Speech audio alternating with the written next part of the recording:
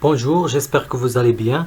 Aujourd'hui, on va étudier la résumé du deuxième chapitre de l'unité 1, le rôle du muscle strié squelettique dans la conversion d'énergie.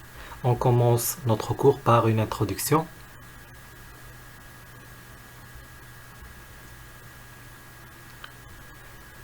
L'énergie, sous forme d'ATP, fournie par la voie aérobique, respiration cellulaire, et par la voie anaérobique, la fermentation, au niveau des cellules, cette énergie sera utilisée par l'être humain au niveau des muscles squelettiques striés, afin d'assurer le mouvement par des contractions musculaires. On prend le bras gauche qui est formé par deux types de muscles, biceps et triceps. Comme vous voyez ici, ces muscles est composé par des éléments importants avec une structure unique. Donc pour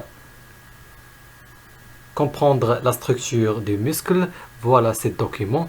On a un tendon qui est associé avec l'os et le muscle. Le muscle est formé par plusieurs faisceaux de fibres. Chaque faisceau de fibres est formé par plusieurs fibres musculaires. Et les fibres musculaires est entourées par des nerfs, c'est-à-dire des cellules nerveuses qui transmettent l'influx nerveux, et aussi par des vaisseaux sanguins qui nourrissent les fibres en oxygène et en glucose, et le noyau, c'est la source de l'information génétique. Ce fibre musculaire est aussi comporte plusieurs myofibrilles. Ce myofibrilles, lorsqu'on voit ce myofibrilles, le long de ce myofibrilles, on observe une alternance des disques clairs et sombres. Entre ces disques, on observe des stries Z. Et entre ces stries Z, on trouve la principale unité du muscle qui est appelée le sarcomère.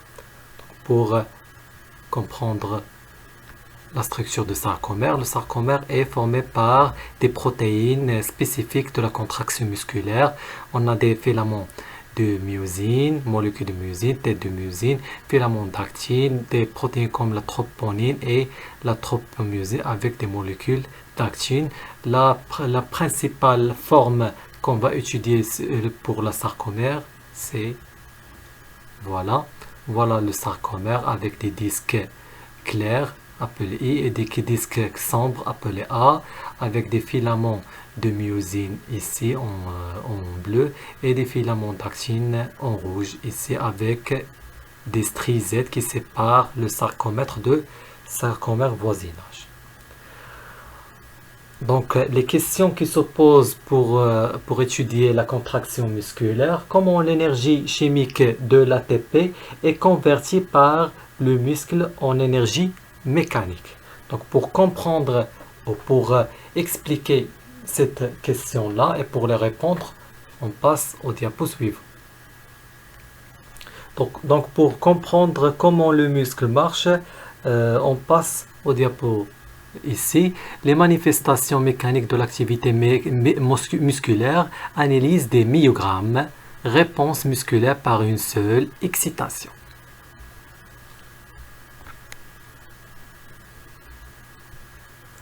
On a le document ici, comme vous voyez. Lorsqu'on stimule le muscle par une excitation électrique unique, l'enregistrement obtenu est appelé secousse musculaire. Comme vous voyez avec le trait rouge, c'est le secousse musculaire, appelé aussi le myogramme. Est composé par trois phases: phase latence, phase de contraction et phase de relâchement. Donc, on initie par la phase latence. Cette phase correspond à la durée.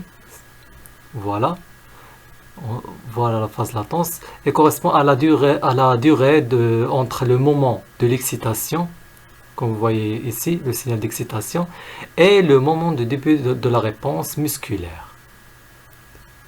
La deuxième phase, appelée la phase de contraction, qui correspond,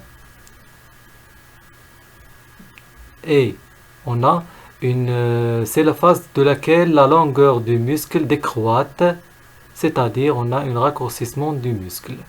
est connue par une augmentation de l'amplitude. La troisième phase, appelée la phase de relâchement, la phase au cours de laquelle le muscle reprend ses dimensions initiales. Et on passe directement par et on attend une nouvelle excitation pour avoir une nouvelle myogramme avec les trois phases, phase latence, phase de contraction et de relâchement. Donc voilà la réponse. On passe au deuxième myogramme. Lorsqu'on a deux réponses musculaires à deux excitations efficaces de même intensité. Voilà, ici on a trois états. On va étudier chaque état. La première, cas des deux stimulations éloignées de même intensité. Quand les deux stimulations, ici I1 et I2, sont suffisamment éloignées, on enregistre deux secousses musculaires. Donc, deux secousses musculaires isolées et séparées de même amplitude. Donc, voilà, on appelle deux secousses musculaires isolées. Le deuxième état, cas de deux stimulations rapprochées de même intensité.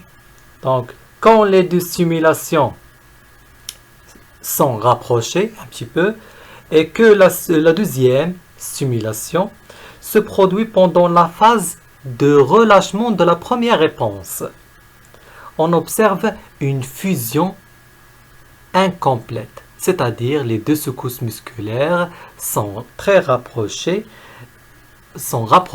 on appelle la fusion incomplète. On passe à la dernière état, c'est l'état 3, cas de deux stimulations très rapprochées de même intensité. Quand les deux stimulations sont très rapprochées et que la deuxième stimulation se produit pendant la phase de contraction de la première réponse. Comme vous voyez ici, on observe une fusion appelée fusion complète de deux secousses musculaires qui apparaissent comme il n'y a qu'une seule secousse avec une augmentation de l'amplitude. Donc voilà la réponse lorsqu'on a deux excitations efficaces de même intensité. On passe à troisième enregistrement myogramme. Réponse musculaire à une série d'excitations efficaces successives et de même intensité. On a deux cas. L'état 1, une série d'excitations efficaces de même intensité est rapprochée. Quand la fréquence d'excitation est faible, telle que sorte que chaque excitation se produit pendant la phase de relâchement de la réponse précédente, le myogramme obtenu donne des secousses avec fusion incomplète. Ce myogramme appelé tétanos imparfait. Pour le deuxième état, une série d'excitations efficaces de même intensité. Quand la fréquence d'excitation est forte et telle que sorte d'excitation se produit pendant la phase de contraction de la secousse relative précédente, on a un myogramme qui donne des secousses avec une fusion complète. Voilà, c'est le tétanos parfait. Voilà mes élèves, on passe à les phénomènes thermiques et métaboliques qui accompagnent la contraction musculaire. Lorsqu'on réalise une activité physique, c'est-à-dire sport, etc., on sent que notre corps libère une quantité de chaleur par l'apparition d'évaporation sur notre corps. Cela, on peut l'expliquer sur le diapo. Ici, on a cette figure-là avec une tension musculaire et voilà, on a un myogramme avec les trois phases, phase latence, contraction et relâchement. Et les phénomènes thermiques qui les accompagnent, on a la quantité de chaleur en présence d'oxygène, chaleur initiale et chaleur retardée. Et voilà une troisième courbe avec une quantité de chaleur en absence d'oxygène. Donc, suite à une contraction musculaire, il y a un dégagement de chaleur initiale et retardée. On peut le citer comme de suite une chaleur initiale qui se dégage rapidement au cours de secousses musculaires c'est-à-dire au cours de la contraction musculaire par les trois phases, latence, contraction et relâchement, sur deux pics. La première pic appelée chaleur de contraction et le deuxième pic appelé chaleur de relâchement. Et pour la chaleur retardée qui se dégage lentement après la contraction musculaire. Et cela, on sent lorsqu'on arrête l'activité physique, on sent une augmentation de chaleur. Donc pour la troisième phase, ici en présence d'oxygène, on a les deux chaleurs, initiale et retardée.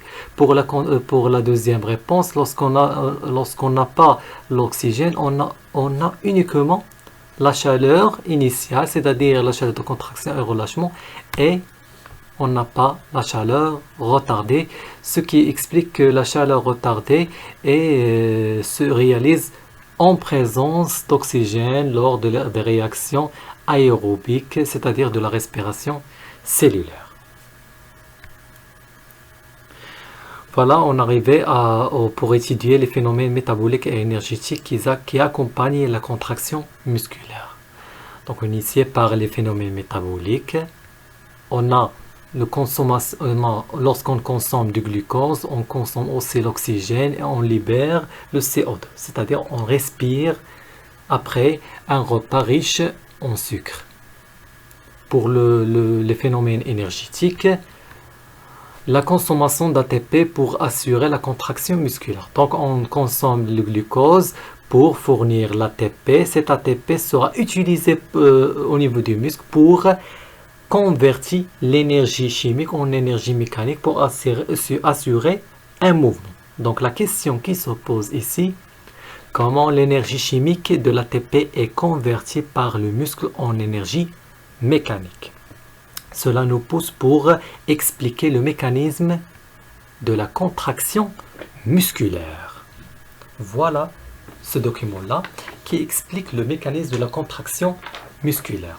Au début, on va présenter les unités du sarcomère ou de l'unité du muscle. On a le tête de myosine, on a le fibre de myosine avec ses têtes, on a le filament d'actine avec ses éléments, on a le tropomyosine, filament vert, molécule d'actine, ces boules-là en rouge, avec le troponine, protéine en bleu, avec présence des sites de fixation de CA2+, et des sites blanches ici, ce sont des sites de fixation de tête de myosine sur l'actine.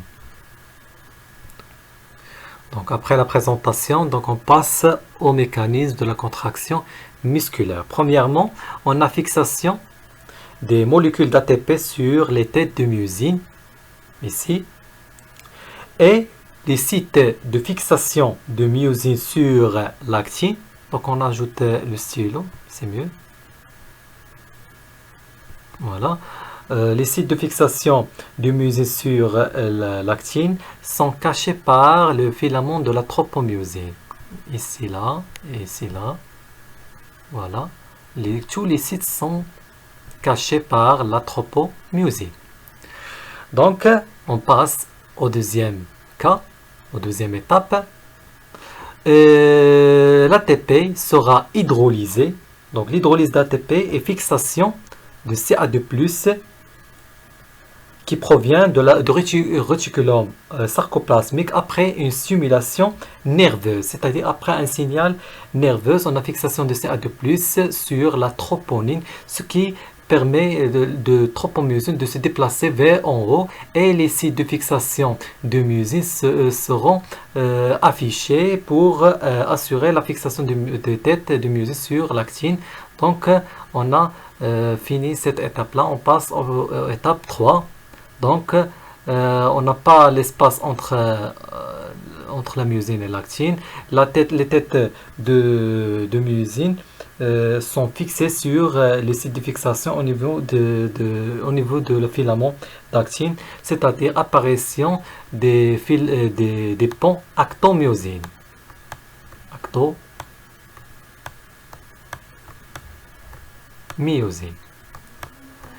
Dans la phase 4, la dernière phase, on a une rotation des têtes de myosine sur l'actine, ce qui permet de filaments d'actine de se déplacer vers le centre de sarcomère, comme vous voyez le sens de glissement d'actine sur le myosine. Et pour cela, on obtient une contraction musculaire. On finit, mes amis, par ce diapo-là. Donc, pour garder la continuité de la contraction musculaire, il faut régénérer l'ATP par différentes voies au niveau des muscles, des cellules musculaires. On a ce diapo-là, on a ces courbes avec différentes couleurs. La couleur violet correspond aux réactions anaérobiques alactiques, c'est-à-dire des réactions en présence des molécules appelées phosphocréatine, PC. Et une courbe en bleu, comme vous voyez, des réactions anaérobiques lactiques, c'est-à-dire la présence des réactions de fermentation lactique. Et en vert, des réactions aérobiques en présence d'O2. Et voilà, on a des dépenses énergétiques maximales au cours de temps. Donc voilà, la consommation d'ATP au cours d'une activité physique, sport, etc. Donc premièrement, le muscle utilise la première source de régénération d'ATP de nature anaérobique à lactique. Donc il utilise le voie le plus rapide, c'est-à-dire il régénère l'ATP par la phosphocréatine. Après un certain temps, lorsque ce pic-là se diminue, donc le phosphocréatine sera consommé et le muscle il consomme le produit des réactions anaérobiques lactiques. Donc il consomme les deux ATP de dégradation de chaque molécule de glucose en absence d'oxygène. Ce sont des régénérations à moyen terme. Et par la suite, le muscle utilise la voie aérobique. C'est le voie qui prend plusieurs de temps et il donne un rendement énergétique plus important. Il accomplir cette courbe-là avec, on a une stabilisation, une diminution progressive de dépenses énergétiques maximales au cours du temps. Donc on a trois voies de régénération d'ATP, la phosphocréatine, les voies anaérobiques lactiques et la voie aérobique. Mes amis, on est arrivé à la fin de cette séance. Merci de votre attention et à bientôt, Inch'Allah.